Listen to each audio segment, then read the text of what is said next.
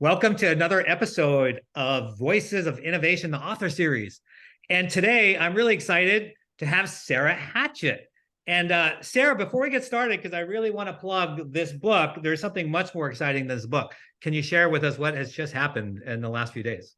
Uh, Thanks, Ed. I'm honored to be here and thank you for the opportunity. Actually, this week has been a big week for me. I've been named the interim enterprise CIO of the Cleveland Clinic. I've worked here for about 6 years now, and have various roles, various hats over time. And Matt Cull has resigned and is leaving us, but leaves an important legacy. And I'm excited for this new chapter, this new challenge. And he certainly leaves big shoes to fill. So very excited time for me personally and professionally. Yeah, I know. I'm so excited. Now we can say one of the authors of this book is the CIO, interim CIO, but I believe will be the CIO, Cleveland Clinic. So that's so awesome. We'll have to have you back and just talk about leadership and just I've been fortunate to serve with you in the past and just to see how your meteoric rise in your capabilities and your influence so amazing. So so this book comes out, second edition. So this is first edition that I'm holding.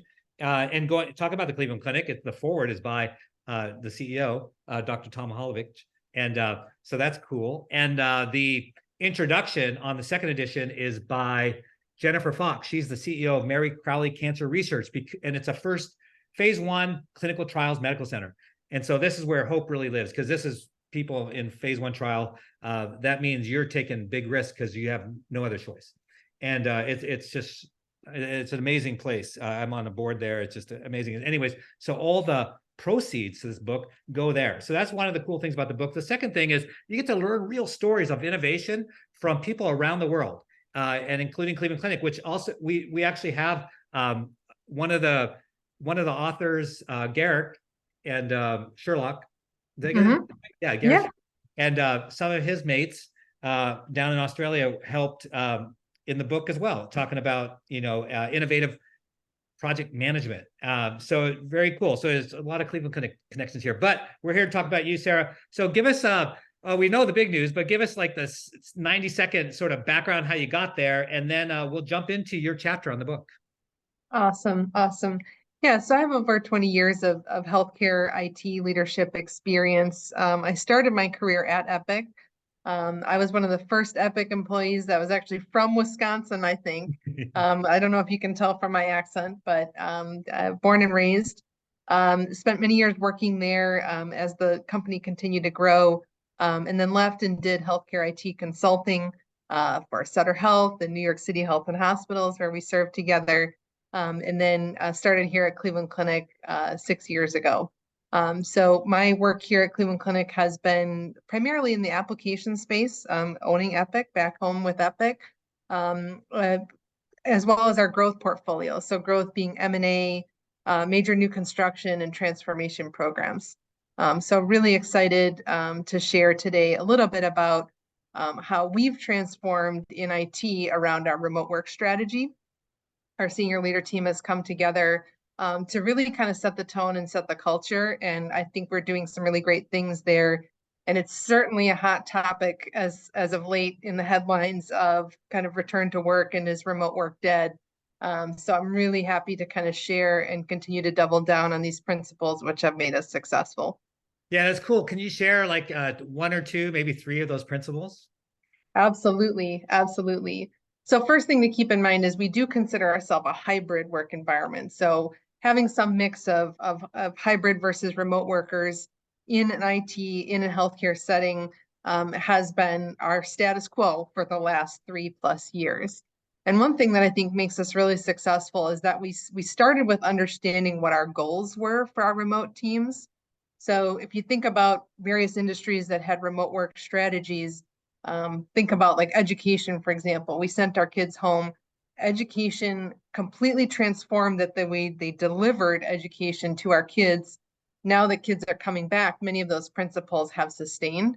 And so, lesson learned there is really think about how you want your team culture to be. Be intentional about communicating that out and emulating that in your interactions as a leader. So, for example, early on, we decided we were going to be a videos on culture. And that was a great early start and continues to this day to be a differentiator of how we are successful. The next one I would say is being human. Even though you have videos on, you're still like this 2D talking head to your team.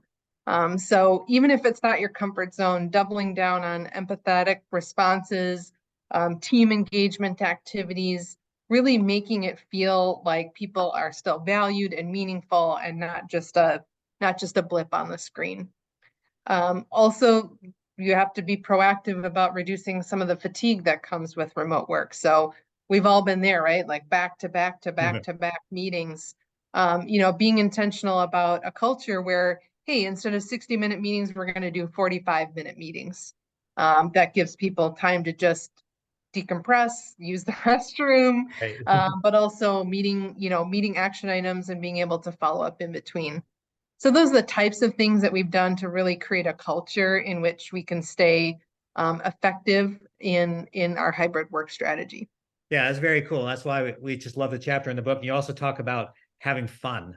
And so you've got to make it fun, right?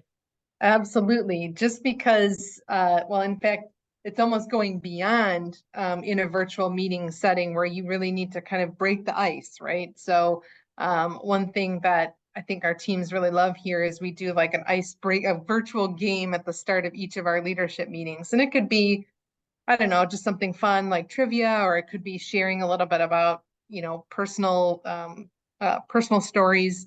That's definitely something that helps us break through that barrier and get right into the meeting details and have a really productive time together. So Yeah. yeah, I agree. You gotta stay upbeat, you gotta stay fun, and you gotta stay relevant to your teams.